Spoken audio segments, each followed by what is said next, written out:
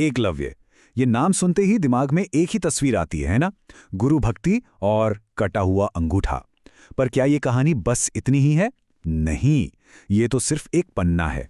महाभारत का एक ऐसा किरदार जिसकी पूरी जिंदगी आप कह सकते हैं एक ट्रेजेडी थी, और इसकी जो पूरी सच्चाई है वो शायद आपको हैरान कर देगी। हाँ, वही अंगूठे वाली कहानी हम सब ने सुनी है, पर असल सवाल तो ये है कि क्या कहानी वहीं खत्म हो गई? अंगूठा कटने के बाद उस महान धनुर्धर का क्या हुआ?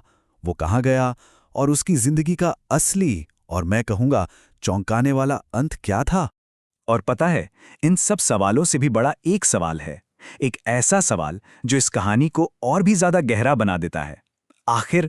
आखिर ऐसी क्या नौबत आ गई कि भगवान श्री कृष्ण को खुद अपने हाथों से एकलव्य का वध करना पड़ा? चलिए, आज इस पूरी गाथा की एक एक परत को खोलते हैं, बिल्कुल शुरुआत से इसके दुखद अंत तक। तो किसी भी कहानी को अगर समझना है तो उसकी शुरुआत से शुरू करना पड़ता है ना? और एकलव्य की कहानी भी उसके जन्म से जुड़े एक रहस्य और एक भविष्यवाणी से शुरू होती है। अच्छा, तो एकलव्य की जड़ों को लेकर ना दो अलग अलग कहानियां मिलती हैं। एक तरफ तो देखिए देवी भागवत पुराण है, वो कहता है कि एकलव्य कोई आम निषाद था ही नहीं, बल्कि वो तो श्री कृष्ण के ही कुल का था, एक यदुवंशी राजकुमार। लेकिन उसके जन्म के साथ ही एक भविष्यवाणी हुई कि ये लड़का अपने ही कुल के विनाश का कारण बनेगा, और बस इसी डर से उसे जन्मते ही जंगल में छोड़ दिया गया। अब दूसरी तरफ देखिए श्री माधवाचार्य की टीका है, जो बताती है कि एकलव्य का पिछला जन्म मणिमंत्र नाम के एक असुर का था, एक ऐसा असुर जो महादेव के अवतार अश्वत्थामा को चुनौती देना चाहता था। और यहीं पर आप कह सकते हैं कि नियति ने अपना खेल खेला। जंगल में जो बच्चा मिला उसे निषादों के राजा हिरण्यधनु ने पाला पोसा और नाम दिया एकलव्य। तो सोचिए, वो था तो एक राजकुमार, पर अपनी इस असली पहचान से पूरी तरह अनजान रहा। तो चलिए अब आते हैं कहानी के उस हिस्से पर जिसने एकलव्य को हमेशा के लिए अमर कर दिया। उसका वो जुनून, उसकी वो लगन जिसने उसे इतिहास का सबसे अनोखा और सबसे समर्पित शिष्य बना दिया। देखिए, उसके मन में एक ही धुन थी, सर्वश्रेष्ठ बनना, और इसी चाह में वो पहुंचा गुरु द्रोण के आश्रम। लेकिन द्रोण ने उन्होंने अपनी प्रतिज्ञा और उस समय के जो सामाजिक नियम थे उनका हवाला दिया और उसे नीची जाति का बताकर सिखाने से साफ मना कर दिया। अब ये जो हुआ ना, ये सिर्फ एक छात्र का तिरस्कार नहीं था। दार्शनिक ओशो ने तो इसे एक गुरु का सबसे बड़ा पतन तक कहा है। जरा सोचिए, एक काबिल शिष्य सामने खड़ा है और उसे ज्ञान देने से मना कर दिया जाए। ये उस दौर की सामाजिक व्यवस्था पर एक बहुत ही तीखा सवाल था। पर एकलव्य रुका नहीं, उसने हार तो मानी ही नहीं। वो जंगल गया और वहां द्रोण की मिट्टी की एक मूर्त बनाई, उसी को अपना गुरु मान लिया और फिर एक ऐसी साधना शुरू की जिसकी सच में कोई मिसाल नहीं मिलती। उसकी लगन, उसकी एकाग्रता, उसने उसे वो हुनर दिया जो शायद किसी राजकुमार के पास भी नहीं था। और फिर यही हुनर एक दिन दुनिया के सामने आया, और इसी हुनर की एकलव्य को सबसे भारी और सबसे क्रूर कीमत चुकानी पड़ी। तो हुआ ये कि एक दिन पांडव शिकार करते करते उसी जंगल में आ पहुंचे। अब उनका जो कुत्ता था वो भौंक भौंक कर एकलव्य का ध्यान भटका रहा था। तो बस पलक झपकते ही एकलव्य ने 7 तीर चलाए, और कमाल देखिए, तीर इस तरह से कुत्ते के मुंह में लगे कि उसका भौंकना तो बंद हो गया, पर उसे खरोंच तक नहीं आई। तीरंदाजी का ऐसा चमत्कार ये देखकर तो अर्जुन एकदम दंग रह गया, और उसके अंदर आप कह सकते हैं ईर्ष्या की आग भड़क उठी। वो सीधा अपने गुरु द्रोण के पास गया और उन पर वादा खिलाफी का इल्जाम लगा दिया। कहने लगा, आपने तो मुझे दुनिया का सबसे बड़ा धनुर्धर बनाने का वचन दिया था।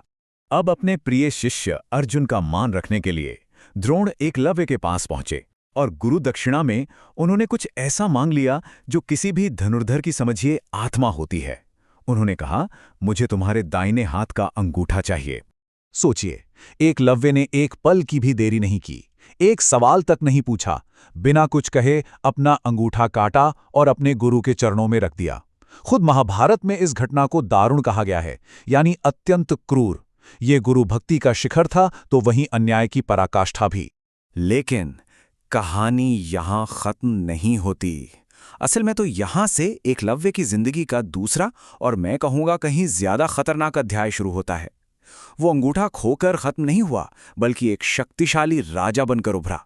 उसने हार नहीं मानी थी। एकलव्य ने सारी बिखरी हुई निषाद जनजातियों को एक किया और उनका राजा बन गया। वो इतना शक्तिशाली हो गया कि मगध के राजा जरासंध का खास सहयोगी और सेनापति तक बन गया। और तो और युधिष्ठिर के राजसूय यज्ञ में भी उसे एक महान राजा के तौर पर न्योता दिया गया था। लेकिन एक चीज बदल गई थी। अब उसका दिल सम्मान से नहीं बल्कि बदले की भावना से भरा हुआ था।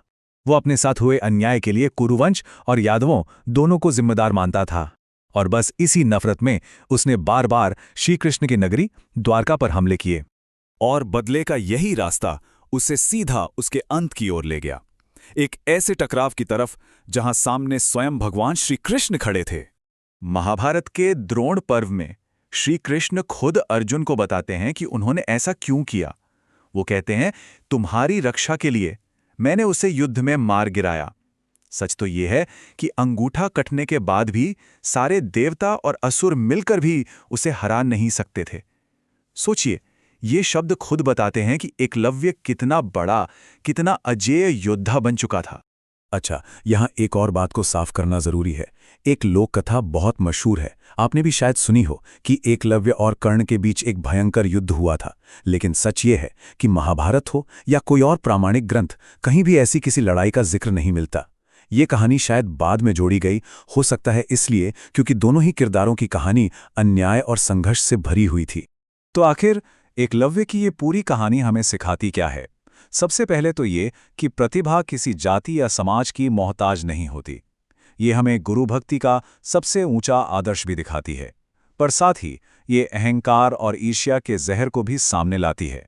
और शायद सबसे बड़ी सीख ये है कि बेमिसाल हुनर भी अगर धर्म के रास्ते पर ना चले तो वो विनाश का कारण बन जाता है। तो सवाल ये उठता है कि अन्याय ने एकलव्य को एक महान योद्धा तो बना दिया, पर उसकी जिंदगी का जो अंत हुआ, क्या वो उसकी नियति थी या फिर ये उसके खुद के चुने हुए बदले के रास्ते का अंजाम था? ये एक ऐसा सवाल है जो एकलव्य की इस दुखद कहानी को आज भी हमारे लिए सोचने पर मजबूर कर देता है।